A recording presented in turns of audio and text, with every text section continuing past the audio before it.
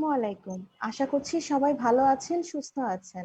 Bangla focus টিভির নিয়মিত আয়োজন স্বাস্থ্য বাতায়ন কর্তৃক আয়োজিত অনুষ্ঠানে আপনাদের সবাইকে স্বাগত জানাচ্ছি। আমাদের আজকের বিষয় কোভিড-19 ও আমাদের বাস্তবতা। আজকে আমাদের সাথে উপস্থিত রয়েছেন দুজন জনস্বাস্থ্য বিশেষজ্ঞ। শুরুতে তাদের সাথে পরিচয় করিয়ে দিচ্ছি। আমাদের সাথে আজকে উপস্থিত রয়েছেন ডাক্তার শাহনাজ দস্তগীর সানি ম্যাম, বিভাগীয় প্রধান, চিলড্রেন ডেন্টিস্ট্রি ও dental public health, Ibrahim medical college dental unit. এছাড়া আমাদের সাথে আরো উপস্থিত রয়েছে ডাক্তার মোহাম্মদ শাহেদ জাহান বাবু sir, vice principal, update dental college. পুরোটা অনুষ্ঠান জুড়ে আমি আপনাদের সাথে রয়েছে ডাক্তার তাহরিয়া তাবাসসুম আখি। স্যার এবং ম্যাম, আপনাদের দুজনকে অনেক ধন্যবাদ আপনাদের মূল্যবান সময় থেকে আমাদেরকে সময় দেওয়ার জন্য। স্যার এবং ম্যাম, আপনারা কেমন আছেন? আলহামদুলিল্লাহ আখি, আমরা ভালো আছি। আপনি কেমন আছেন? এই তো ম্যাম, আছি, ভালো আছি। স্যার, আপনি কেমন আছেন? আলহামদুলিল্লাহ ভালো আছি, সবাই ভালো। আমরা এখন মূল অনুষ্ঠানে চলে যাব। প্রথমেই আমি ম্যামের কাছে যাচ্ছি। ম্যামের কাছে আমার প্রথম প্রশ্ন, ম্যাম, কোভিড-19 এর কারণে তো বাইরের দেশের মতো আমাদের দেশেও একটা সামাজিক অর্থনৈতিক সংকট সৃষ্টি হয়েছে। ম্যাম, এই ব্যাপারটা আপনি ম্যাম কিভাবে দেখছেন, একটু যদি আমাদের সাথে বলতেন। ধন্যবাদ আখি, খুব সময় উপযোগী একটা প্রশ্ন। কোভিড-19 জন্য সত্যি সত্যি বহির্বিশ্বের মতো আমাদের বাংলাদেশেও আমরা সামাজিক এবং অর্থনৈতিক দুটোতেই আমরা খুব ভীষণভাবে এফেক্টেড হয়ে গেছি। আমি প্রথমে সামাজিক ব্যাপারটাই বলি। আমাদের সামাজিক জীবনে যে আমাদের দৈনন্দিন জীবনটা আমরা যেভাবে যাপন করতাম তার সম্পূর্ণই কিন্তু বদলে গেছে। কিছুদিন আগে আমরা দেখেছি, 2 দিন কি 3 দিন আগে ওয়ার্ল্ড হেলথ অর্গানাইজেশন থেকে একটা ডিক্লারেশন এসেছে যে পুরোনো ওয়ার্ল্ড, মানে ওল্ড যে ওয়ার্ল্ড ছিল, আমরা যেটা মানে মার্চের আগে, আমাদের দেশে মার্চের আগে আর পৃথিবীতে মানে চায়নার আগে কথা বলবো, যে ডিসেম্বরের আগে আমরা যেই পৃথিবীতে ছিলাম সেই পৃথিবীতে আমরা আর ফিরে যেতে পারবো না, ওল্ড ওয়ার্ল্ডে আমরা আর ফিরে যেতে পারবো না। সো এই বাস্তবতাটা সবাইকে, আমি সকালবেলা যখন আমি সকালেই এই খবরটা দেখলাম, দেখার পর আমার মনটা খুব খারাপ হয়ে গেছিল। তারপরে ভাবলাম যে মন খারাপ করে কোনো লাভ নাই, যেটা বাস্তবতা সেটা মেনেই নিতে হবে। এটা কিন্তু সারা পৃথিবীর জন্যই সত্য, শুধু আমাদের জন্য না। তো সামাজিকভাবে এখন আমরা যেটা হচ্ছি, আমরা একটা ঈদ গেছে এর আগে, আমরা দেখেছি সেই ঈদে নামাজ পড়তে যাওয়া সেভাবে সম্ভব হয়নি। আমরা আত্মীয় স্বজনরা যেভাবে আগে দেখা সাক্ষাৎ করতাম, কোলাকুলি করা বা একজন আরেকজনের বাসায় যে, সেগুলো সবই কিন্তু আমাদের এখন বন্ধ আছে। আমাদের সোশ্যাল ডিস্টেন্স মেনে চলতে হচ্ছে। সামাজিকভাবে আমরা এখন আসলে অনেকে তো আজকে 4-4.5 মাস ধরে আমরা ঘরে একদম গৃহবন্দী, যাদের কাজে না গেলেও চলছে। তো সামাজিক ভাবেও আমরা হুমকির মুখে একরকম, আর অর্থনৈতিক ব্যাপারে তো যেহেতু আমরা স্বল্প উন্নত দেশ, এখনো মাঝারি উন্নত বলছে যদিও, তো আমরা অর্থনৈতিক ভাবে খুব ভীষণ ভাবেই বলবো যে আস্তে আস্তে বিপর্যয়ের দিকে যাচ্ছি। যখনই বের হচ্ছি পাশের ফ্ল্যাটে দেখছি, বা একটু 2-3টা বাসা পরেই দেখছি একটা দুটো করে তুলে বাসা ছেড়ে দিচ্ছি কিন্তু অনেকেই, কারণ এখন সেভাবে তারা খরচটা সংকুলন করতে পারছে না। আসলে তো খরচ খুব একটা কমে যায়নি, বাচ্চাদের স্কুল তো অনলাইনে হচ্ছে, টিচারও দিতে হচ্ছে, সব দিক দিয়ে হচ্ছে। অনেকেরই চাকরি হারিয়ে গেছে, অনেকে বিদেশ থেকে অলরেডি দেশে ফিরে এসছে। তো অর্থনৈতিক ভাবে এবং সামাজিক দুদিক থেকেই আমরা বাংলাদেশের মানুষরা বেশ একটা চাপের মুখে আছি। সামনে আরেকটা বড় চাপের মুখে আছি আমরা, যে আমাদের একটা কোরবানি ঈদ, সেই ঈদ নিয়ে কিন্তু আমরা খুবই চিন্তিত যে এই সময় আসলে হাটটা কিভাবে মেনটেন হবে, বা মানুষ কোরবানিটা কিভাবে করবে, বা এই যে ঈদের সবাই বাড়ি যাবে, বাড়ি থেকে আবার ঢাকামুখী, কারণ আমাদের সবকিছু তো ঢাকা বেস, তো ঢাকামুখী হবে, তখন আমরা আবার একটা কি বিপর্যয়ের মুখে পড়ি। তো এইসব সব মিলে সত্যি আমরা একটু বিপর্যস্ত, এবং আমরা সত্যি এটা নিয়ে খুব চিন্তিত আছি, আমাদের দেশের মানুষরা এবং আমরা প্রত্যেকে, আমরা নিজেরাও, আমাদের প্রফেশন নিয়েও আমরা বেশ চিন্তিত আছি। ধন্যবাদ ম্যাম। আপনার মূল্যবান মতামতের জন্য। আমরা স্যারের কাছে চলে যাচ্ছি। আমরা ইনশাল্লাহ এই সিচুয়েশন একদিন ওভারকাম করতে পারবো, ইনশাল্লাহ। স্যার, আপনার কাছে আমার প্রথম প্রশ্ন, যে করোনা পরবর্তীকালে স্বাস্থ্যবিধি মেনে স্যার আমরা কিভাবে জীবনটাকে অ্যাডজাস্ট করব? ধন্যবাদ আকি। আজকে এই অনুষ্ঠানে সংযুক্ত থাকতে পেরে এই আয়োজন সংশ্লিষ্ট যারা আছে তাদের সকলকে ধন্যবাদ জানাচ্ছি। আর খুব ভালো লাগার একটা বিষয় হলো যে এই প্রফেশনের একই সাবজেক্টের দীর্ঘদিনের প্রফেশনের আমার অত্যন্ত প্রিয় শ্রদ্ধাভাজন সানিয়াপার সাথে এই প্রোগ্রামে সংযুক্ত হতে পেরে আমার আরো বেশি ভালো লাগছে।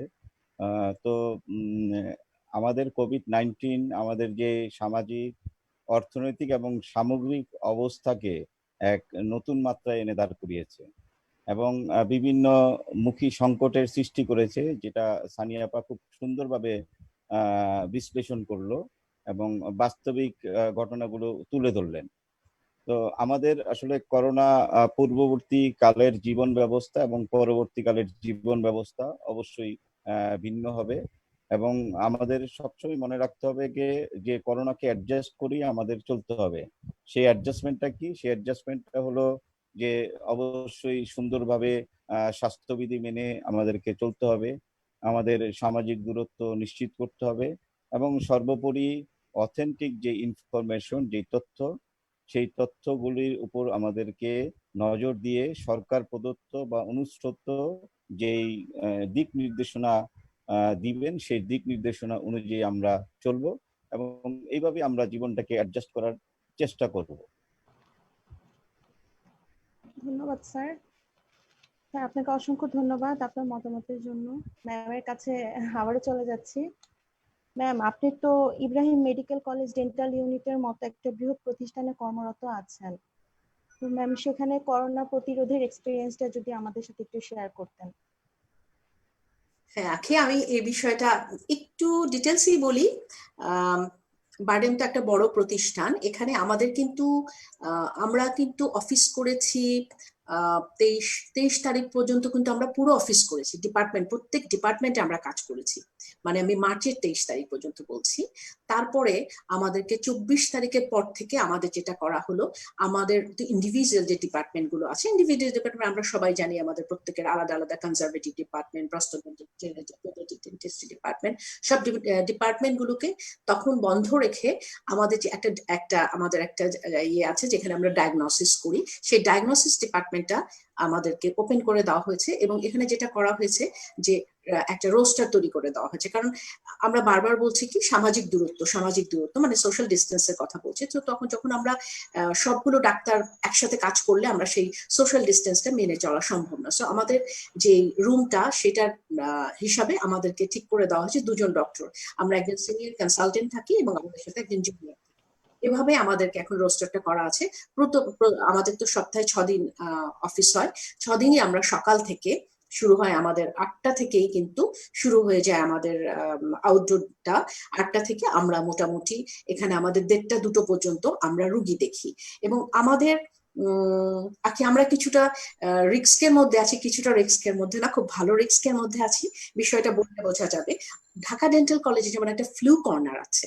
ফ্লু কর্নার মানে ওখানে স্ক্যানিং করে কিছু হিস্ট্রি নিয়ে তারপরে তাকে ডাক্তারের কাছে পাঠানো হয়। কিন্তু আমরা একটু রিস্কে না, আমরা হাই রিস্কে আছি। পেশেন্ট গুলো যখন আসে ডিরেক্ট কিন্তু পেশেন্ট একটা টিকিট কেটে আমাদের কাছে চলে আসে এবং এটা কি আমরা দুটো টার্ম খুব ভালো করে জানি সবাই এখন, টার্মগুলো প্রিসিম্পটোম্যাটিক এবং অ্যাসিম্পটোম্যাটিক। আমি তাও একটু বলছি, সবাই আমি জানি না, প্রোগ্রামটা হয়তো অনেকেই দেখছে। অ্যাসিম্পটোম্যাটিক হচ্ছে ব্যাপারটা হচ্ছে যে অনেক রুগী থাকে যাদের হয়তো বা ইমিউনিটি এতটা ভালো যে তার কোনো সিমটমই নেই, ইভেন রুগী নিজেও জানে না যে সে করোনায় ভুগছে।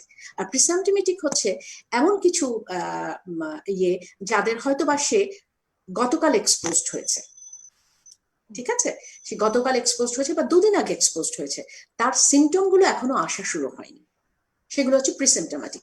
সব ধরনের পেশেন্ট ডিরেক্ট আমাদের কাছে চলে আসছে এবং ডিরেক্ট চলে এসেই কিন্তু আমাদের খুব আমাদের থেকে আমাদের ডেন্টাল সার্জনদের একটা ব্যাপার বা আমাদের ডাক্তারদের একটা ব্যাপার, আমরা কিন্তু রুগীর সাথে সোশ্যাল ডিস্টেন্সিং মেনটেন করতে পারি না, কারণ রুগী ডাক্তারদের আসলে সোশ্যাল ডিস্টেন্স মেনটেন করে কিছু করা সম্ভব না। আর আমরা তো ডেন্টালের ডাক্তার, আমাদের কিন্তু কাজ কিন্তু মুখ রিলেটেড। বুঝতেই পারছেন যে আমাদের মুখটা কত কাছে, আমাদেরকে কতটা কাছে যেতে হচ্ছে এবং রুগীরা কিন্তু খুব অভিমান করছে। যেমন গতদিনই আমার ডিউটি ছিল, একটা রুগী ভীষণ রাগ করে বাইরে বের হয়ে যায়, সে নাকি কমপ্লেন করেছে যে আমি সিনিয়র ডাক্তারকে দেখাবো বলে এত টাকা দিয়ে টিকিট করলাম, অথচ উনি আমাকে ঠিক মতো দেখলেনই না। ঘটনাটা আসলে সেরকম না, কারণ আমি যখন শুনতে পাচ্ছিলাম তার সমস্যাগুলো এরকম যে এই সমস্যার জন্য তার আমাকে দেখানোর কোনো প্রয়োজন নাই, এবং হিস্ট্রি নিয়ে আমি জানতে পারছিলাম বাচ্চাটা কি করেছে। বাচ্চার মা আসেনি, কেন আসেনি জানতে পারলাম, বাচ্চার মা জ্বর এবং বমি হচ্ছে। আমি বুঝতে পারলাম যে করোনার একটা সিমটম। তো এরকম পেশেন্ট থেকে কি হয়, সবসময় পেশেন্টের থেকে আমাদেরও তো আমাদের একটু কিছুটা সোশ্যাল ডিস্টেন্স, এবং বাচ্চাটা তেমন কোনো সমস্যা নেই, এই জন্য আমি তাকে কিছু মেডিকেশন দিয়ে এক্সরেটা দেখেই আমি তাকে ট্রিটমেন্ট দেওয়ার চেষ্টা করলাম, কিন্তু রুগী কিন্তু তাতে নাখোশ হলো। তো আমরা এভাবেই চেষ্টা করছি, আমরা কিন্তু সর্বোচ্চ দিয়ে প্রথমে এভাবে আমরা কি করি, পেশেন্টটা আসার পরে আমরা ডায়াগনোসিস করছি, ডায়াগনোসিস করে যাদেরকে দরকার হয় এক্সরে আমরা আমাদের ওপিজি আছে, ওপিজিতে পাঠিয়ে দিচ্ছি। এই অর্থোপেন্টোগ্রাম দেখে আমরা তারপরে কি করতে হবে। তারপরে আসি ট্রিটমেন্টের ব্যাপারে। আমরা সবাই জানি ওয়ার্ল্ড ওয়াইড এখন যেই যেটা চলছে সেটা হচ্ছে যে কোভিড পেশেন্টের কাজ, এখন যেহেতু কোভিড পিরিয়ড, আমাদের অ্যারোসল জেনারেটিং আমাদের ম্যাক্সিমাম ট্রিটমেন্ট প্ল্যান গুলো, সো আমরা ট্রিটমেন্টটা সেভাবে যাচ্ছি না, কিন্তু পুরোপুরি ট্রিটমেন্ট বন্ধ নাই। যেমন আমরা কিছু যদি এটা সার্জিক্যাল এক্সট্রাকশন না হয় সেই অনুযায়ী আমাদের একটা ডেট আছে, সেদিন এক্সট্রাকশন গুলো হয়, সেদিন আমাদেরকে এক্সট্রাকশন, বা যদি রুট ক্যানেলের কিছু কাজ থাকে, রুট ক্যানেল মানে কারো ড্রেসিং চলছিল বা ড্রেসিং হবে, এই ধরনের কিছু কাজ যেগুলো থাকে সেই কাজগুলো কিন্তু আমাদের হচ্ছে, নির্দিষ্ট ডেট আছে, সেই ডেটগুলো আমাদের লেখা আছে, ওই দিন কবে কার ডিউটি আছে সেভাবে আমরা রুগীকে দিয়ে দিচ্ছি, তারা এসে সেই দিন ট্রিটমেন্ট করছে। আর আমাদের এখন যেটা এখানে হয়েছে, আমাদের এখানে কিন্তু বারডেমে রিসেন্ট মানে টেস্ট করার জন্য আমাদের এখানে ব্যবস্থা হয়েছে, সেটা থ্রু আমাদের আমাদের যারা ডাক্তাররা কাজে আছে তাদের থ্রুতে যেতে হবে। তারা যদি লিখে দেয় যে এই পেশেন্টটাকে টেস্ট করা হয়, তাকে টেস্ট করাতে হবে, টেস্ট করিয়ে তারপর আমাদেরকে রিপোর্টটা পাঠাবে। এভাবেই আমরা রুগী দেখে যাচ্ছি, এবং এখন পর্যন্ত আমাদের কাছে এভাবেই আমাদেরকে ইনস্ট্রাকশন আছে, এভাবে রুগী দেখে যায়। এটা আমি ডেন্টাল ডিপার্টমেন্টের কথা বলছি। আমরা ডেন্টাল ডিপার্টমেন্ট ঈদের আগে পর্যন্ত এভাবেই কাজ করেছি, এবং আমাদের নেক্সট রোস্টার আবার সামনের মাস থেকে একইভাবে হবে বলেই আমার জানা আছে। ধন্যবাদ ম্যাম। চলে যাচ্ছি স্যারের কাছে। স্যার, অনেকেই তো কোভিড-19 চিকিৎসা দিতে গিয়ে আক্রান্ত হচ্ছেন। স্যার, বিশেষ করে ডেন্টাল সার্জনরা বেশি আক্রান্ত হচ্ছে। স্যার, এই ব্যাপারে সময় উপযোগী কি ব্যবস্থা গ্রহণ করা যেতে পারে বলে আপনি মনে করেন? ধন্যবাদ আকি। আসলে কোভিড-19 এর চিকিৎসা দিতে গিয়ে আমাদের অনেক চিকিৎসক মৃত্যুবরণ করেছেন এবং অনেক চিকিৎসকই আক্রান্ত হয়েছেন। তো মৃত্যুবরণ যে সমস্ত চিকিৎসক করেছেন তাদের আত্মার আমি মাগফিরাত কামনা করছি, এবং যারা আক্রান্ত হয়েছেন তাদেরকে দ্রুত সুস্থতার জন্য প্রার্থনা করছি। আর যেহেতু দীর্ঘদিন অনেকেরই চেম্বার বন্ধ ছিল, আমাদের জীবন ও জীবিকার তাগিদে এবং দায়িত্ববোধ থেকে, পেশেন্টের প্রতি আমাদের দায়িত্ব আছে, রেসপন্সিবিলিটি আছে, সেই জায়গা থেকে অনেকে প্র্যাকটিস শুরু করেছেন, যার ফলে আক্রান্তের সংখ্যা বাড়ছে। আমাদের ডেন্টাল সার্জনের আক্রান্তের সংখ্যা শখানেকের উপরে, এবং আস্তে আস্তে অনেকে সুস্থ হচ্ছেন এবং সংক্রমণের হারও বাড়ছে।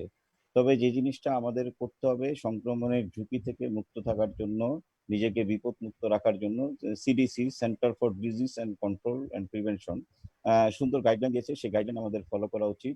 সেই গাইডলাইনে অনেক কিছুই আছে, আমি অল্প কিছু বলবো। সেটা হলো যে আমাদের অবশ্যই অ্যাপয়েন্টমেন্ট করে রোগী দেখতে হবে। সানিয়াপা যেটা বললো খুব সুন্দর করে, যে অ্যারোসল জেনারেটিং প্রসিডিওর, এটা এই সময় অ্যাভয়েড করাই ভালো। নিতান্তই যদি প্রয়োজন হয় সে যথাযথ পিপিএ প্রোটোকল মেনটেন করে তারপরে পড়তে হবে। পিপিএ এর ক্ষেত্রে যে ইম্পর্টেন্ট সেটা হলো ডোনিং অ্যান্ড ডোফিং, এটা খুব ইম্পর্টেন্ট জিনিস। মানে হলো এটা পুট অন এবং রিমুভ করার ড্রেসটা। তো এই ক্ষেত্রে অনেক ভুল ত্রুটি হয়, যার ফলে যেই টোটাল যে বেনিফিশিয়াল ইফেক্টটা সেটা পাওয়া যাচ্ছে না। তো আরেকটা জিনিস হলো মাস্কের ক্ষেত্রে, মাস্কের অনেক কথা হয়েছে। N95 মাস্কের ক্ষেত্রে আমি বলবো তিনটা জিনিস খুব ইম্পর্টেন্ট। একটা হলো এক্সটেন্ডেড ইউজ, আরেকটা হলো রিইউজ, আরেকটা হলো রিপ্রসেসিং। এখন এক্সটেন্ডেড ইউজ মানে কতক্ষণ আমরা এটা ইউজ করব। আমাদের সিডিসি সুন্দর গাইডলাইন দিয়েছে, আমরা সর্বোচ্চ 8 ঘন্টা পর্যন্ত এটা ব্যবহার করতে পারবো। আর রিইউজ করতে পারবো কখন, এটাও সিডিসি আমাদের গাইডলাইন দিয়েছে, আমরা 5 টাইমস এটা রিইউজ করতে পারবো। এখন অ্যারোসল জেনারেটিং প্রসিডিউরের ক্ষেত্রে কিন্তু আমরা অবশ্যই ইয়ে করা যাবে না, আমরা রিউজ করতে পারবো না। আর রিপ্রসেসিং আমরা হাইড্রোজেন পারঅক্সাইড ভ্যাপরের সাহায্যে আমরা রিপ্রসেসিং করতে ডিআই অনুমোদিত। এছাড়া এখন আমরা তো মুসলমান, অনেকে দাঁড়িয়ে আছে, এখন মাস্কের ক্ষেত্রে সিলিংটা কিন্তু খুবই ইম্পর্টেন্ট। সিলিং চেক করারও বিভিন্ন পদ্ধতি আছে, সেই প্রসঙ্গে আমি এখন নাই গেলাম। তবে যেটা ইম্পর্টেন্ট, যাদের দাঁড়িয়ে আছে তারা তো দাড়ি কাটা যাবে না, সেক্ষেত্রে কি করা যেতে পারে? সেক্ষেত্রে তাদের জন্য যেটা আছে যে পাওয়ার এয়ার পিউরিফাইং রেসপিরেটর, পিএপিআর, এটা ইউজ করা যেতে পারে। আর আরেকটা জিনিস হলো ডনিং অ্যান্ড ডফিং এর ক্ষেত্রে একটা স্টাডি আছে, ফ্যান এটল 2019 এর স্টাডি। এটা খুব ইন্টারেস্টিং স্টাডি। উনি দেখেছেন যে 90% ডফিং ওয়াজ ইনকারেক্ট, এবং সেটার কারণ উনি দেখেছেন যে সিকোয়েন্সের কারণে, ডফিং টেকনিকের কারণে, ইউজ অফ অ্যাপ্রোপ্রিয়েট পিপিই। তাই এই জিনিসটার প্রতি আমাদের অবশ্যই জোর দিতে হবে। এবং মুদ্রা কথা হলো যে আমরা যদি স্ট্রিক্ট স্ক্রিনিং এবং ইনফেকশন কন্ট্রোল প্রোটোকল মেনটেন করি, তাহলে আমরা অবশ্যই বিপদমুক্ত থাকবো। এক্ষেত্রে শেষ একটা কথা আমি খালি অ্যাড করি যে আমাদের যেহেতু আমি আপডেট ডেন্টাল কলেজে আছি, এবং আপডেট ডেন্টাল কলেজেও রোস্টার অনুযায়ী এই করোনাকালীন সময়ে জীবনের ঝুঁকি নিয়ে আমাদের ডেন্টাল সার্জনরা কাজ করে যাচ্ছে, এবং আজকে পর্যন্ত ওনারা কাজ করলো, এবং ঈদের পরে অবশ্যই রোস্টার অনুযায়ী যথারীতিভাবে জীবনের রিস্ক নিয়ে ওনারা কাজ করবে দায়িত্ববোধ থেকেই। ধন্যবাদ। ধন্যবাদ স্যার, অনেক কিছু জানলাম, আসলে এত কিছু জানাও ছিল না।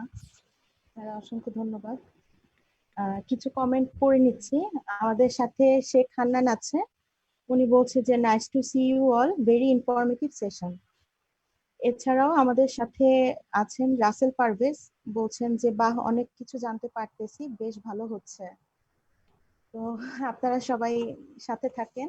আমাদের আরো কিছু প্রশ্ন আছে, আমরা এখন ম্যামের কাছে কিছু প্রশ্ন করবো, ম্যামের কাছে চলে যাচ্ছি। ম্যাম, করোনাকালীন সময় তো অনেকেই হতাশাগ্রস্ত হয়ে পড়েছে, বিশেষ করে জুনিয়ররা। ম্যাম, এই ব্যাপারে আপনার পরামর্শ কি? খুব সুন্দর প্রশ্ন আখি। Thank you ma'am. যে প্রশ্নটা আমাকে করলেন, এটার সাথে কিন্তু আমি সরাসরি ভাবে জড়িত।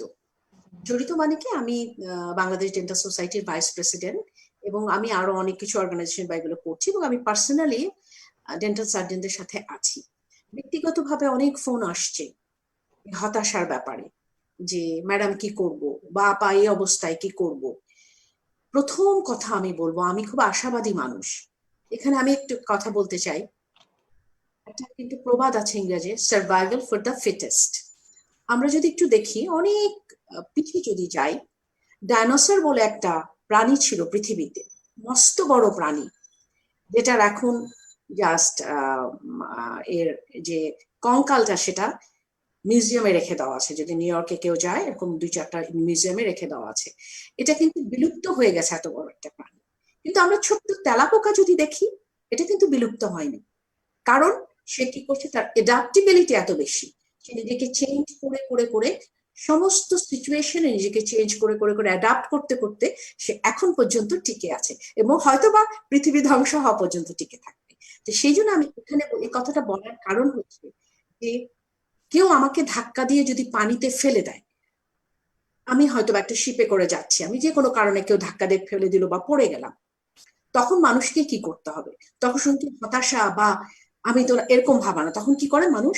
বাঁচার একটা তাগিদ বোধ করে, কিভাবে আমি সাঁতরে বাঁচবো বা কিছু ধরে বাঁচবো, এরকম। আমাদের সিচুয়েশনটা কিন্তু তাই। প্যান্ডেমিক কিন্তু আমি দেখিনি, আমার আগের জেনারেশন দেখেনি, তার আগের জেনারেশন দেখেনি। 100 বছর পরে পরে আমরা, এখানে আমার সাথে আরেকজন হেলথ পাবলিক হেলথ স্পেশালিস্ট বাবু আছে, আমরা প্যান্ডেমিক কিন্তু বইয়ে পড়েছি। কিন্তু প্যান্ডেমিক কি জিনিসটা এখন আমরা দেখছি। হতাশার অনেক কারণ আছে, কারণ আমরা প্রথম প্রশ্ন যখন আখি আমাকে করেছিলেন, সামাজিক অর্থনৈতিক, হ্যাঁ, সামাজিক অর্থনৈতিক ভাবে আমরা প্রচন্ড হুমকির মুখে। হতাশাগ্রস্ত হওয়াটা খুব স্বাভাবিক, কিন্তু এই হতাশাকে আমাদের কাটিয়ে উঠতে হবে। কাটিয়ে উঠে আমাদেরকে পজিটিভলি ভাবতে হবে। কিছুক্ষণ আগে সুন্দরভাবে বাবু বলল যে সিডিসি একটা কিন্তু গাইডলাইন দিয়ে দিয়েছে, কিভাবে অনেক ডাক্তার কিন্তু একদম প্র্যাকটিস বন্ধ রেখেছিল, এখন কিন্তু প্র্যাকটিস করছে। এখানে আমি আর একটা আমার নিজের অভিজ্ঞতা বলি। আমি যখন মার্চ মাস থেকে বারডেমে যাচ্ছিলাম ভীষণ ভীত ছিলাম, এবং আমার বাসা থেকেও বাধা ছিল যে এরকম যাচ্ছ, কারণ একটা বাসার মধ্যে তো আমরা থাকি, যদি এফেক্ট, তখন খুব খারাপ অবস্থা ছিল। এবং প্রতিটা সময় আমি দোয়া দুরুদ পড়ে যেতাম, বিভিন্ন রকম প্রিকশন নিতাম, বিভিন্ন, কিন্তু ডে বাই ডে, মানে আমি যদি বলি মার্চের সেই সময় থেকে শুরু করে, মানে আমি মার্চ মাসটাই বলছি, 8 তারিখে আমাদের প্রথম কেসটা ডিটেক্টেড হয়, সেখান থেকে এই যে আজকের আমার জার্নিটা, আমি লাস্ট যেদিন ডিউটি করলাম, আলহামদুলিল্লাহ আমি অনেকটা কনফিডেন্ট ছিলাম। কনফিডেন্ট কেন ছিলাম আমি এগুলো পরে আবার বলবো, কারণ যারা এই প্রোগ্রামটা যারা দিচ্ছে তারা যেন কিছুটা উপকৃত হয় যে কিভাবে কিভাবে সে, বাবু কিন্তু কিছু সুন্দর করে মাস্ক ব্যবহার, যে এক্সটেন্ডেড ইউজটা বললো, খুব সুন্দর করে মাস্কের ব্যাপারগুলো কিন্তু আমাদের জানতে হবে। আমি আরো কিছু কথা এগুলো পরে আমি জয়েন করছি। তো আমি কিন্তু এখন এই প্রত্যেকটা প্রসিডিওর ফলো করে বারেমে যাচ্ছি, ওভাবে কাজ করছি। এবং এখানে আরেকটা জিনিস বলি, আগে কিন্তু খুব জাম্বু ইয়ে পড়তাম, পিপিই, এখনো আমরা করি যে আগে একটা ফুল যে মাথা থেকে, এখন কিন্তু সেটা ব্যবহার করি না। জাস্ট এরকম একটা ইয়ে পরে, মাস্কটার ব্যাপারে খুব সচেতন থাকতে হবে। মাস্কটা ঠিক মতো পরা, আমাদের একটা আই শিল্ড ইউজ করা, এবং এই মাস্কটা খোলা যাবে না, মাস্কটা খোলা যাবে না। আমি সবাইকে বলছি হতাশাগ্রস্ত না হয়ে কিভাবে এই সমস্যাটা সমাধান করা যায়, অনেকে প্র্যাকটিস করছে, কিভাবে করছে, গাইডলাইন গুলো খুব ভালো করে ফলো করতে বলবো। পরিচিত যে পেশেন্ট গুলো আমাদের জানা পেশেন্ট, যে এদের আমরা জানি, এদেরকে আমি রিলাই করতে পারি, তাদের কিছু কাজও কিন্তু আমি করতে পারি। অ্যাপয়েন্টমেন্টটা আমাকে সেভাবে দিতে হবে। যেমন আমি বিভিন্ন দেশে যেহেতু আমাদের বন্ধু বান্ধবরা আছে, প্র্যাকটিস করছে, আমেরিকা এখন বের হয়ে আসছে, তারা প্র্যাকটিস করছে, অস্ট্রেলিয়ায় করছে, আমি তাদের কাছ থেকে যখন খবর নিই, তারা কি করছে, তারা 1 ঘন্টা দিয়ে একটা পেশেন্ট দেখছে, মানে আধা ঘন্টা পেশেন্ট দেখলে আধা ঘন্টা গ্যাপ দিচ্ছে, ওই সময়টা তারা ডিসইনফেক্টেন্ট করার চেষ্টা করছে। এই ধরনের কিছু ছোট ছোট পদক্ষেপ নিয়ে আমরা যদি এগোই, আমার মনে হয় হতাশার জায়গা থেকে কিছুটা বেরোতে পারবো। আরেকটা আমি কথা বলতে চাই, অনেকে হয়তোবা 2-3টা ক্লিনিক করে ফেলেছে। এখন সামনের সময়টাও কিন্তু কঠিন, কারণ মানুষের কিন্তু ইকোনমিক্যাল অবস্থা খুব খারাপ হয়ে যাচ্ছে। সো 2-3টা ক্লিনিক রান করাটা খুব ডিফিকাল্ট। সেক্ষেত্রে সে এখন হিসাব করতে হবে একটু বিজনেসম্যানের মতো, যে আমি ওই 2-3টা ক্লিনিকের বদলে আমার যেটা সবচেয়ে চালু ক্লিনিক, বা আমার যেখানে পেশেন্ট বেশি, লোকেশন ভালো, সেই ওয়াইজ যদি সেই আস্তে আস্তে ওগুলোকে গুটিয়ে একটা ক্লিনিকে নিয়ে এসে সেভাবে প্র্যাকটিস করে, এভাবে বিভিন্ন রকম চিন্তা। এখানে আমি আরেকটা ব্যাপার বলি, আমি যেমন দুজন ডেন্টাল সার্জন আমার সাথে যোগাযোগ করেছিল যে আমাদের নিজের ক্লিনিক চলছে না, কি করা যায়। আমি তাকে কি করলাম, আমার পরিচিত একজন বনানীতে প্র্যাকটিস করে, আমি তার চেম্বারে, উনি সিনিয়র, উনি করছেন না,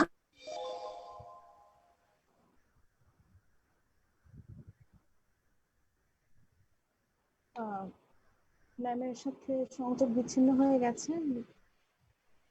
আচ্ছা, যাই হোক, এখন আমরা স্যারের কাছে চলে যাই। স্যারের কাছে আমার প্রশ্ন যে স্যার, আমরা তো মানে অনেক ক্ষেত্রেই এগিয়ে আছি, কিন্তু স্যার গবেষণার দিক থেকে পিছিয়ে আছি। স্যার, এই ব্যাপারে আপনার অভিমতটা কি, একটু আমাদের সাথে শেয়ার করেন।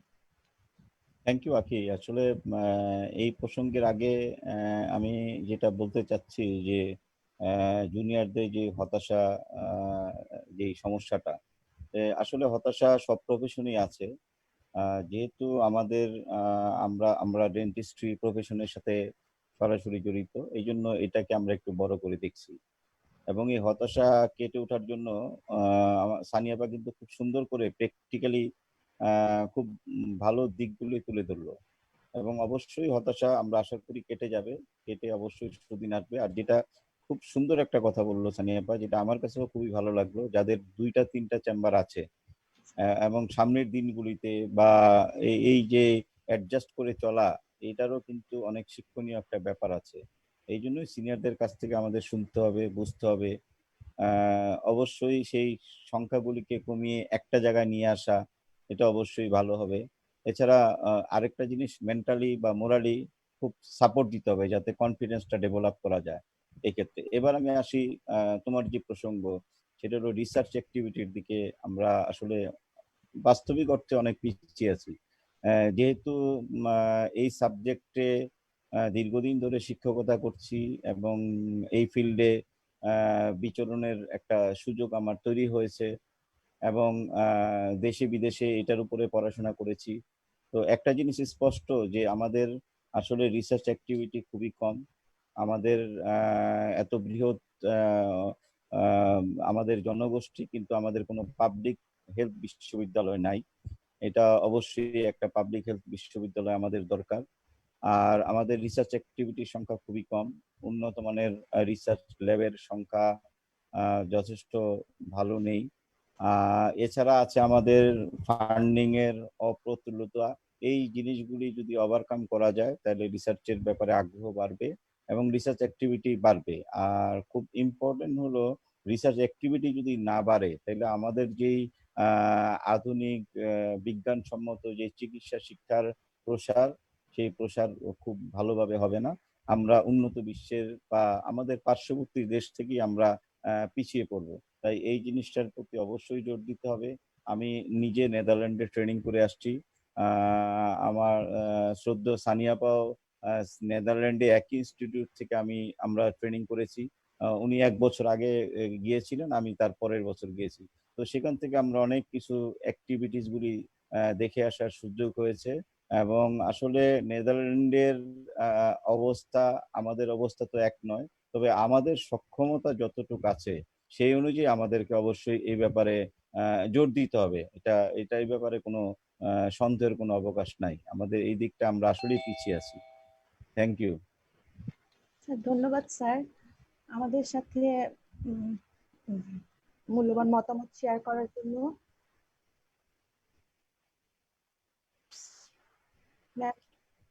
ম্যাম জয়েন করেছে আমাদের সাথে আবার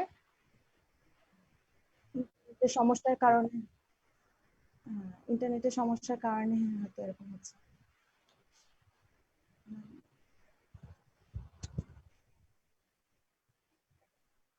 ঠিক আছে, হ্যাঁ শোনা যাচ্ছে? আমার আসলে ইন্টারনেট একটু ডিস্টার্ব করছে আজকে, কেন যেন বুঝছি না। আপা, আপনার মাঝে তো আমি আবার কিছু কথা বলে ফেললাম। ভালো করেছো, সরি। আমি আজকে এরকম মানে আমার ইন্টারনেটটা আজকে একটু ডিস্টার্ব করছে। আমি ওই রুম থেকে যেন এই রুমে এসেছি, কিন্তু তারপরে আমি বুঝতে পারছি না একটু বেশি ইউজ হচ্ছে নাকি আমি ঠিক ইয়ে করতে পারছি না। সরি, প্রোগ্রামটা কি নষ্ট হয়ে গেছে? আচ্ছা আচ্ছা, হ্যাঁ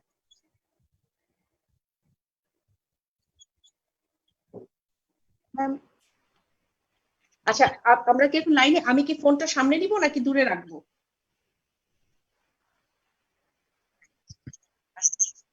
আচ্ছা ঠিক আছে, হ্যাঁ। কোথায় ছিলাম আমরা? ম্যাম জুনিয়রদের ব্যাপারে বলছিলেন। হতাশার কথা বলছিলাম। তো হতাশার জায়গাটা আমি আশাবাদী। আমার আমার সমস্ত ডেন্টাল সার্জন ভাই এবং বোনদের উদ্দেশ্যে বলবো যে হতাশাগ্রস্ত হওয়াটা কোনো সমাধান না। আমাদের এখন যেটা করতে হবে যে আমাদেরকে খুব চিন্তা ভাবনা করে এগোতে হবে এবং এখান থেকে আমরা যতটুকু মানে কাজ, আমরা কিন্তু কিছু কাজ করতে পারি। আমি কিছুক্ষণ আগে বারডেমের এক্সাম্পল দিয়েছি যে আমরা তো সপ্তাহে 6 দিন রুগী দেখছি এবং শুধু রুগী দেখছি না, কিছু কাজও কিন্তু আমরা করছি। যেমন আমরা এক্সট্রাকশন গুলো করছি, যেগুলো সার্জিক্যাল এক্সট্রাকশন না, সেগুলো আমরা করে দিচ্ছি। তারপরে আমরা রুট ক্যানেলে যে ড্রেসিং এর যে প্রোগ্রাম, অনেকে ছিল যে রুট ক্যানেল করছিল, সেই অবস্থা বন্ধ হয়ে গেছে, সেই রুট ক্যানেল গুলো কিন্তু আমরা সম্পূর্ণ করে দিচ্ছি। কারণ ওপেন করাটাই তো আমাদের অ্যারোসল জেনারেটিং প্রসিডিউরের মধ্যে পড়ছে। তারপরে ড্রেসিং গুলো তো আমরা এমনি করতে পারি। তারপরে এই সময় আমি বলবো যে এআরটি, অটোমেটিক রেস্টোরেটিভ যে ট্রিটমেন্ট গুলো আছে, সেটার মাধ্যমে আমরা কিন্তু পেশেন্টকে চিকিৎসা দিতে পারি। সো হতাশা কাটিয়ে উঠে আমরা কিভাবে এগিয়ে যাব। এবং এই সময় আমি আবার বলবো যে যার সুপ্ত প্রতিভা আছে, কেউ হয়তো বা ভালো গান গাইতে পারে, কেউ হয়তো বা খুব ভালো ছবি আঁকতে পারে। তো এই সময় এই কাজগুলো আমি সবাইকে এই কথা বলছি এবং আমি নিজেও কিন্তু করছি মাঝে মাঝে। যে আমি হতাশায় ডুবে যাচ্ছি তা কিন্তু না, হতাশা কিন্তু সবার, ওদের যেমন আছে আমাদেরও আছে। তো সেই সময়টাতে আমি আমার ভালো লাগার কাজগুলো, সেই কাজগুলোকে আঁকড়ে ধরে তখন হতাশা থেকে কাটিয়ে উঠে আবার কাজে ঝাঁপিয়ে পড়ছি। এবং আমি আমার সমস্ত ডাক্তারদের উদ্দেশ্যে বলবো যে হতাশা কাটিয়ে কিভাবে পরস্পরের সাথে আলাপ করে, কেউ হয়তো বা কাজ করছে না, তার ক্লিনিকে হয়তো বা সুযোগ আছে, তার হয়তো বা 10টা পেশেন্ট আছে। যেমন আমি আমার নিজের ব্যক্তিগত বলি যে আমার চেম্বারে আমি নিজে কাজ করছি না, কিন্তু আমার যে জুনিয়র যারা ছিল, আমার স্টুডেন্টরা ডাক্তার হয়েছে, তারা যখন নক করছে, কিছু পেশেন্ট আসলে আমার জানা পেশেন্ট, যেগুলো জানি তেমন রিস্ক না, রিস্ক ফ্রি, আমি তাদেরকে বলছি যে তোমরা ওখানে আসো, কাজ করো। এরকম করেও কিন্তু কেউ কাজ করতে পারে। সো আমরা কিন্তু এভাবে এই সময়টা আমরা এভাবে চিন্তা ভাবনা করে যে কিভাবে কাজগুলো করা যায়, সিডিসি গাইডলাইন গুলো ফলো করে আমরা কিন্তু কিছু কিছু কিছু কাজ করতে পারি এবং এভাবে আমাদেরকে হতাশা কাটিয়ে উঠতে হবে। হতাশাগ্রস্ত হওয়া যাবে না। ইনশাআল্লাহ ম্যাম, আমরা হতাশা কাটিয়ে উঠতে পারবো ইনশাআল্লাহ। ইনশাআল্লাহ। আপা কিন্তু আপা কিন্তু খুব সুন্দর একটা কথা বলেছে এই সংকটকালীন সময়ে, সেটা জি হলো স্যার। পারস্পরিক সহযোগিতা। জি এটা স্যার। কিন্তু খুবই খুবই গুরুত্বপূর্ণ একটা বিষয়, এবং এই সহযোগিতা সবাই সবাইকে করতে করা হবে। উচিত। জি স্যার। সিনিয়ররা সবসময় রেডি আছে জুনিয়রদেরকে সহযোগিতা করার জন্য। আর আপা আরেকটা জিনিস যেটা বললো সেটা হলো মোরালি এবং মেন্টালি মানসিক স্বাস্থ্যের পরিচর্যার জন্য আমরা ভালো মুভি দেখতে পারি, ভালো বই পড়তে পারি, তারপরে আমরা সুন্দর গাছের পরিচর্যা করতে পারি যদি সুযোগ থাকে। যেমন আপার কিন্তু বাগানে খুব সুন্দর সুন্দর ফুল ফুল আপা দেখলাম যে পরিচর্যা করে, এটা অত্যন্ত মানসিক স্বাস্থ্য বিকাশের জন্য খুবই দরকারি। জি স্যার। এবং আমি বাবুর উদ্দেশ্যে বলছি যে বাবু, আমি মাঝে মাঝে যখন হতাশায় মানে আমার মধ্যে যখন হতাশা চলে আসে, কারণ হতাশাটা তো আসলে হচ্ছে ইন্টার রিলেটেড। যখন আমার এটা তো আমার সমাজ, এই ডেন্টিস্ট্রি সমাজটা তো আমার সমাজ। আমার একটা ছোট ভাই যখন ভালো নাই বা ছোট বোন ভালো নাই, সে ফোন করছে বা তার কোনো কিছু দেখছি, সেই হতাশাটা কিন্তু আমাকেও কিছুটা স্পর্শ করে। আমাদের দৈনন্দিন কাজে কিন্তু অনেক ব্যাঘাত হচ্ছে। যে কিছুক্ষণ আগে তুমি একটা কথা বলেছো যে আমরা কিন্তু জীবনের রিস্ক নিয়ে কাজ করছি। যেমন গত যেদিন আমি কাজ করে এসেছি, সেদিন আমাদের ঈদের আগে দেখে প্রচুর ভিড় ছিল, এত পেশেন্ট ছিল, দেখতে হয়েছে। আমি সেদিন কিন্তু খুবই মানে ভীত হয়ে পড়েছিলাম যে জানি না আজকে কি অবস্থা হলো। তো এইসব সময় আমরা একটু হতাশাগ্রস্ত হয়ে যাই, এবং হতাশা কাটানোর জন্য কিন্তু আমার এই গার্ডেনিংটা আমি ভালোবাসি। গার্ডেনিং আমার আগে থেকে ছিল, কিন্তু এত যত্ন করতে পারতাম না। এখন বিভিন্ন রকম ফুলের যত্ন করে আমার বাগানে ফুল ফুটছে, ওগুলা দেখে কিন্তু আমি হতাশা কাটিয়ে উঠছি।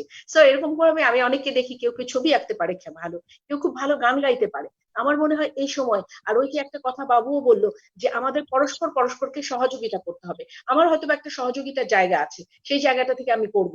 বাবুর হয়তো আর একটা জায়গা আছে। এইভাবে আমাদের কিন্তু পরস্পরের এগিয়ে আসতে হবে এই সময়টা। ধন্যবাদ ম্যাম, অনেক সুন্দর করে আমাদেরকে বুঝিয়ে বলার জন্য। ম্যাম, আপনার কাছে আমার আরেকটা প্রশ্ন, যে ম্যাম আমরা তো অনেক দিক থেকে এগিয়ে আছি, আমি এই প্রশ্নটা স্যারকেও করেছি, তো ম্যামের কাছেও জানতে চাচ্ছি, কিন্তু ম্যাম আমরা গবেষণার দিক থেকে পিছিয়ে আছি। ম্যাম, এই ব্যাপারে যদি আপনি একটু কিছু বলতেন। আখি, এটা এত মূল্যবান একটা প্রশ্ন। এই ব্যাপারটা কিন্তু আমাকেও খুব হর্ন করে। যেমন আমরা বারডেম তো একটা কিন্তু বড় একটা গবেষণার জায়গা, হ্যাঁ। তো এটা কিন্তু একটা রিসার্চ সেন্টার। তো এই রিসার্চ সেন্টার থেকে আমরা কিন্তু একটা বড় গবেষণা, ইয়র্ক ইউনিভার্সিটি, ইংল্যান্ডের ইয়র্ক ইউনিভার্সিটির সাথে কিন্তু আমাদের একটা জয়েন্ট ভেঞ্চার শুরু হয়েছিল। এবং সেই জয়েন্ট ভেঞ্চারে আমাদের কিন্তু এই মে মাসে যাওয়ার কথা ছিল। ওখানে আমাদের ওদের সাথে যে বসে যে কিভাবে আমাদের কাজটা হবে, বা ডেমের সেট আপে কাজটা হবে। তো এই ধরনের কিন্তু আমরা, এই যে আমি বললাম যে হতাশা কোথায়, এখানে আমাদের একটা হতাশা। আমরা কিন্তু কোভিড এর জন্য কিন্তু আহ, আটকে গেলাম, যেতে পারলাম না, অনলাইনে করলাম। তো এই ধরনের গবেষণা, এখন কিন্তু কোভিড এর উপরে অনেক গবেষণা করার সুযোগ আছে, বাংলাদেশেও প্রচুর সুযোগ আছে। এটার জন্য আমরা যদি সঠিক ডাটাগুলো জোগাড় করে ঘরে বসে বা অনলাইনেও কিন্তু করা যায়, যদি কোয়েশ্চেনিয়ারটা পাঠিয়ে দিয়ে আমরা যদি এখন কিছু গবেষণা করি। দু একটা গবেষণা হচ্ছে না যে তা না, হচ্ছে। তবে এটা ঠিক, বাংলাদেশে কিন্তু গবেষণার জায়গাটা খুব পিছিয়ে আছে। এই জায়গাটা আমাদের আরো অনেক অনেক অনেক বেশি ফোকাস করা প্রয়োজন। এটা আমি নিজেও খুব ফিল করি। আমি নিজেও খুব মনে হয় যে না, আমাদের এই জায়গাটা আরো বেশি রিচ হওয়া দরকার। একটা জিনিস এখন যদি আমরা দেখি, এই সময় কিন্তু পাবলিক হেলথ স্পেশালিস্টরাই কিন্তু সবচেয়ে বেশি, তারা তাদের কাছ থেকে কিন্তু আমরা গাইডলাইন গুলো নিচ্ছি। এই যে WHO যে গাইডলাইন গুলো দিচ্ছে, বা পাবলিক হেলথ স্পেশালিস্টরাই কিন্তু বলছে যে এই সময়টা কি করা দরকার, কি করা দরকার না। এই যে সোশ্যাল ডিস্টেন্সিং, মাস্ক কিভাবে, এই যে আমরা এই ট্রান্সমিশনটা বন্ধ করতে পারি, এটা কিভাবে ছড়ায়, যে হাঁচি কাশির মাধ্যমে ছড়াচ্ছে, এটা কি ধরনের ভাইরাস, আমরা যে হাত বলছি যে 20 সেকেন্ডে ধরলে, এগুলো কিন্তু পাবলিক হেলথ যারা রিলেটেড, যারা, তারাই কিন্তু, বাংলাদেশের কিছু দু একজনও কিন্তু এটা নিয়ে কাজ করছে। তবে এই জায়গাটায় আমার মনে হয় এমফাসিস আরো অনেক বেশি দেওয়া উচিত। সম্মিলিতভাবে যারা পাবলিক হেলথে আছে, তাদের সবার একসাথে কাজ করাটা জরুরি আমি মনে করি। ধন্যবাদ ম্যাম। স্যার এবং ম্যামের কাছে আমার আরেকটা প্রশ্ন আছে, সেটা হচ্ছে যে ম্যাম, পাবলিক হেলথ এক্সপার্ট হিসাবে ম্যাম বর্তমান অবস্থার আলোকে আমাদের সবার জন্য করণীয়, ম্যাম আপনি বলেছেন একটু, তারপরে আবার যদি আমাদের সাথে একটু ডিটেলস শেয়ার করতেন। আমি আমার ছোট ভাই বাবুকেই আগে সুযোগ দিয়েও বলুক, তারপর আমি বলি। হ্যাঁ হ্যাঁ, প্রথমে সিনিয়র বলেই বলি। থ্যাংক ইউ আপা, আপনার প্রতি আবারও কৃতজ্ঞতা। তো আসলে পাবলিক হেলথ সেক্টরে আমরা দীর্ঘদিন ধরেই বিচরণ করছি, যদিও অত বেশি দিন না, তারপর একেবারে সময়টা কম না। এই সাবজেক্টেই শিক্ষকতা করছি এবং আপার সাথে তো আমার আসলে পরীক্ষা নেওয়ার সুযোগ হয়েছিল কয়েকবার। প্লাস আমরা যেটা একটু আগে আমি মেনশন করেছি, একই ইউনিভার্সিটিতে নেদারল্যান্ডে আমাদের ট্রেনিং করার সুযোগ হয়েছিল। আপা আগে গিয়েছিলেন, আমি পরে গেছিলাম। তো সেদিক দিয়ে এই এই সাবজেক্টের অল্প কিছু জানার কারণে, এখনো অনেক কিছু জানার বাকি আছে, এখন অল্প কিছু জানার কারণে যে জিনিসটা বলতে চাচ্ছি যে অবশ্যই স্বাস্থ্যবিধি মেনে আমাদেরকে চলতে হবে এবং আবেগপ্রতারিত না হয়ে যেই যথাযথ যে নিয়ম কানুন, সেই নিয়ম কানুনগুলি আমাদের ফলো করতে হবে। অবশ্যই সঠিক ইনফরমেশন, যেটা খুবই ইম্পর্টেন্ট। আজকাল অনেক ইনফরমেশন পাওয়া যাচ্ছে ফেসবুকে, বিভিন্ন জায়গা থেকে। সব ইনফরমেশনের উপর রিলাই আমাদের করা যাবে না। সঠিক আমাদের অথেন্টিক সোর্স অনুযায়ী আমাদের ইনফরমেশনটা জানতে হবে, সেই ইনফরমেশনটা আমাদেরকে শেয়ার করতে হবে এবং অবশ্যই সঠিক স্বাস্থ্যবিধি মেনে চলতে হবে। এটাই আমার বক্তব্য। থ্যাংক ইউ আপা সুযোগ দেওয়ার জন্য। Thank you sir. এবার ম্যামের কাছে যাচ্ছি। ম্যাম আপনি একটু। হ্যাঁ, আমি একটু দীর্ঘ হবে আমার এই জায়গাটায়, আমার কিছু বলার আছে। সেটা হচ্ছে বাবুর একটা কথা ধরে আমি শুরু করতে চাই। ও বলেছে আবেগ তাড়িত হয়ে। কথাটা আমার খুব ভালো লেগেছে, খুব সুন্দর একটা বাংলা। আবেগ তাড়িত হওয়ার জায়গা নেই এখন। হ্যাঁ, আমি এখানে বলি যে ও আবেগ তাড়িত বলেছে, এটা দিয়ে শুরু করা। আমি একটা এক্সাম্পল দিয়ে বলছি। আমাদের আমার পরিচিত একজন ডেন্টাল সার্জন, ওই যে আমি যেহেতু একটু রিসার্চ রিলেটেড মানুষ, আমি কিন্তু কোনো, যখন কেউ কোভিড আক্রান্ত হচ্ছে ডেন্টালে বা অন্য কেউ, আমি তার কাছ থেকে কিন্তু ডাটাটা নেওয়ার চেষ্টা করি। তাকে আমি জানতে চেয়েছিলাম যে তোমার কি মনে হয়, তোমার কিভাবে এই জিনিসটা তোমার মধ্যে ট্রান্সমিশন হলো। তখন আমাকে উত্তর দিল যে আপা, আমি রুগী দেখতে দেখতে একটা সময় আমার এমন অস্থির লাগছিল, আমি মাস্কটা খুলে ফেলেছি। প্লিজ যারা প্রোগ্রামটা শুনছেন মন দিয়ে একটু শুনবেন। এখানে আমরা যদি দেখি, সিডিসি কিছু গাইডলাইন আছে। যেমন আমি প্রথম কথা বলবো, যারা প্র্যাকটিস করছেন তাদের চেম্বারে বা হসপিটালে, চেম্বারে এবং হসপিটালে দুটোর ব্যাপারে বলবো, পারলে এসিটা অ্যাভয়েড করতে। এসিটা, একটা কনফাইন্ড রুমে এসিটা অ্যাভয়েড করতে, এবং যদি সম্ভব হয় ক্রস ভেন্টিলেশনের, যেমন আমার চেম্বারে বড় বড় জানালা আছে, এতদিন বন্ধ করে সুন্দর করে পর্দা দেওয়া ছিল, এখন আমি পর্দা সরিয়ে জানালাগুলো খুলে দিয়েছি যাতে ক্রস ভেন্টিলেশন হয়। এটা কিন্তু আমাদেরকে অনেকটা হেল্প করবে। এবং কতগুলো জিনিস, মাস্ক ব্যবহার করা। সবার কাছে তো N95 মাস্ক নাই। N95 আসলে অরিজিনাল মাস্কটা আমরা পাচ্ছিও না। যেখানে নাই সেখানে চিন্তা করার কোনো কারণ নাই, দরকার নাই। এখন KN95 মাস্ক আছে বা আদার্স আরো ভালো কোনো মাস্ক, ডাবল মাস্ক ব্যবহার করেন। এবং মাস্কটা যতক্ষণ পর্যন্ত আপনি প্র্যাকটিস করছেন, আমি বলবো প্র্যাকটিস করছেন, সেটা আপনি হাসপাতালে থাকেন বা আপনি চেম্বারে থাকবেন, আপনি কিন্তু মাস্কটা দয়া করে 1 সেকেন্ডের জন্য খুলবেন না। এই জিনিসটা মাথায় রাখতে হবে। দ্বিতীয় কথা হচ্ছে যে আপনার যে সারফেসটা আছে, এই সারফেসটা খুব ভালো করে ক্লিন করেন। হাতের গ্লাভসটা ঠিক মতো ব্যবহার করবেন। অবশ্যই ডাক্তাররা একটা শিল্ড, আমরা যে স্কিন শিল্ডটা ইউজ করছি, সেটা ব্যবহার করবেন। এই জিনিসগুলো যদি আপনারা ভালো করে মেনটেন করতে পারেন। এখানে আমি আরো ছোট দু একটা কথা বলবো। সেটা হচ্ছে যে 0.5% পভিডিন আইডিন নিয়ে কিন্তু অনেকগুলো রিসার্চ পেপার চলে এসছে, যেটা বলতে চাচ্ছে কিছুটা কার্যকরী, এবং সিডিসিরও একটা গাইডলাইন এরকম আছে। সেহেতু আপনার রোগী যখন আসছে, সেই রোগীকে আপনি ওই পভিডিন আইডিন দিয়ে কুলি করে তারপরে আপনি পেশেন্টের কে ট্রিটমেন্ট করতে বসান। এবং আপনি যখন নিজে যাচ্ছেন প্র্যাকটিসে, তখনও কিন্তু আপনি এই প্রভিডিন আয়োডিনটা নিজে ব্যবহার করবেন। এবং এটা ব্যবহার করার কয়েকটা নিয়ম কানুন অনেকে বলছে, কেউ বলছে যে আমাদের যে আমরা যে এই একটা কাঠির সাথে কিছু লাগিয়ে বা এ ধরনের কিছু দিই, কিন্তু আমি যেটা সাজেস্ট করি বা আমি যেটা করি সেটা বলছি যে আমরা যে অজু করি, আমরা মুসলমানরা অজু করার সময় যে পানিটা নেই, পবিত্র যে পানিটা নিয়ে আমরা কিন্তু নাকে এইভাবে দিয়ে নাকের ভিতরটা হ্যাঁ, কারণ আমাদের যে এন্ট্রি যেগুলো সেই জায়গাগুলোকে আমরা কিন্তু প্রোটেক্ট করে যেতে পারি। কারণ পভিলিয়ন আয়োজনের কথাটা বলছে, এটা তো মিনিমাম 3 থেকে 4 ঘন্টা বলছে যে নিরাপদ রাখে। আমাদের হাতে যেহেতু এখন সেইভাবে আমাদের কোনো মেডিকেশন নাই, আমাদের কোনো ভ্যাকসিনেশন নাই, তো যতটুকু আমরা নিজেদেরকে নিরাপদ রাখতে পারি সেই চেষ্টাটা আমাদেরকে করে যেতে হবে। আর আরেকটা কথা সবসময় মনে রাখতে হবে যে সাবান দিয়ে হাত ধোয়া, এইটা সাবান দিয়ে হাত আমাদেরকে প্রত্যেকটা স্টেপে এই জিনিসগুলো আমাদেরকে মনে মনে রাখতে হবে।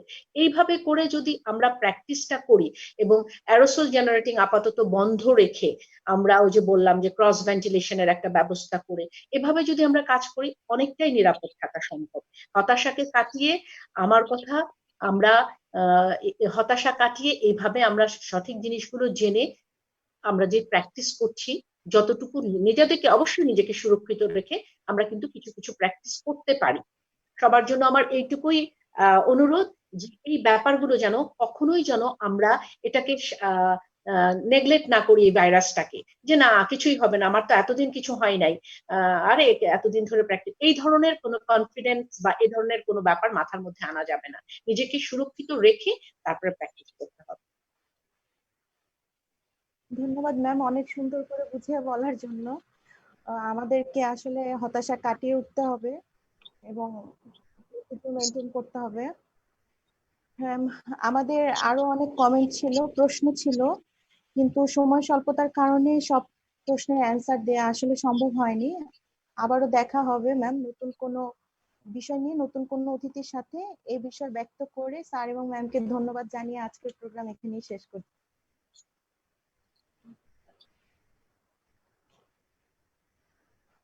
স্যার, স্যার আপনি স্যার অনুষ্ঠান শেষের আগে স্যার আপনার কাছে একটু জানার ছিল যে স্যার বাংলা ফোকাস টিভির এই অনুষ্ঠানে এসে আপনাদের কেমন লাগছে, আপনার কেমন লাগছে স্যার? থ্যাংক ইউ আখি। আসলে আমি তো আগেই প্রথমেই বলেছি যে এই সমস্ত প্রোগ্রামে আসতে আমার তো আসলে সবসময় বরাবরের মতো সবসময় ভালো লাগে। আর এই প্রোগ্রামের সাথে যুক্ত তাদের সকলকে ধন্যবাদ, এরকম সুন্দর বাংলা ফোকাস টিভির এরকম সুন্দর একটা আয়োজনের জন্য। আর ভালো লাগার বিষয়টা আরো জড়িয়ে জড়িয়ে আছে, যেহেতু আমি আগেই বলেছি আমার সিনিয়র আপা সদ্য সানিয়া আপা আমার খুবই প্রিয়। তো ওনার সাথে প্রোগ্রামে আছি, অবশ্যই ভালো লাগার বিষয়। ভালো লাগছে এবং এই সমস্ত প্রোগ্রাম আরো বেশি করে হোক, এই আশাবাদ ব্যক্ত করছি। এবং অবশ্যই সামনে ঈদুল আজহা, সবাইকে ঈদুল আজহার শুভেচ্ছা জানাচ্ছি এবং সবাই স্বাস্থ্যবিধি মেনে কোরবানি ঈদ আমরা উদযাপন করব, এই আশাবাদ ব্যক্ত করে শুভেচ্ছা জানিয়ে আমি শেষ করছি। থ্যাংক ইউ ম্যাম, আপনার কিছু অভিমত জানতে চাচ্ছি বাংলা ফোকাস টিভি। প্রথমেই আমি বাংলা ফোকাস টিভিকে অন্তরের অন্তঃস্থল থেকে আন্তরিকভাবে ধন্যবাদ জানাচ্ছি। এই টিভিটা সম্বন্ধে আমার আগে জানা ছিল না, কিন্তু এরকম সময় এরকম একটা অনুষ্ঠানের আয়োজন করার জন্য এবং আমাকে সেই অনুষ্ঠানের একজন করার জন্য বাংলা ফোকাস টিভি এবং আমি বিশেষ করে আমার আদরের ছোট ভাই বাবুকে অনেক ধন্যবাদ জানাচ্ছি। এরকম একটা প্রোগ্রাম কিন্তু সত্যি কথা কি যারা শুনছে, কারণ যেহেতু আমরা অনেকদিন ধরে প্র্যাকটিস করছি আমাদের কিন্তু কিছুটা অভিজ্ঞতা এসে গেছে যেটা নাকি আরেকজনের সাথে শেয়ার করতে পারছি।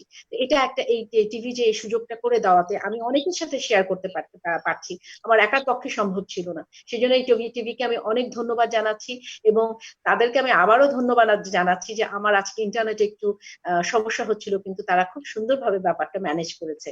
আশা করি এরকম আরো এরকম অনেক অনুষ্ঠান তারা সামনে নিয়ে আসবে। আমার আবারও তাদেরকে ধন্যবাদ জানিয়ে বাবুকেও ধন্যবাদ জানাচ্ছি এবং আখি খুব সুন্দর সুন্দর এই সময় উপযোগী প্রশ্ন করার জন্য আমি আপনাকেও ধন্যবাদ জানাচ্ছি। Thank you ma'am. Thank you আপা। আজকের স্যার এবং ম্যামকে আবারও ধন্যবাদ জানিয়ে আজকের প্রোগ্রামটি এখানেই শেষ করছি। সবাই ভালো থাকবেন, সুস্থ থাকবেন, বাংলা ফোকাস টিভির সাথে থাকবেন। আল্লাহ হাফেজ। আল্লাহ।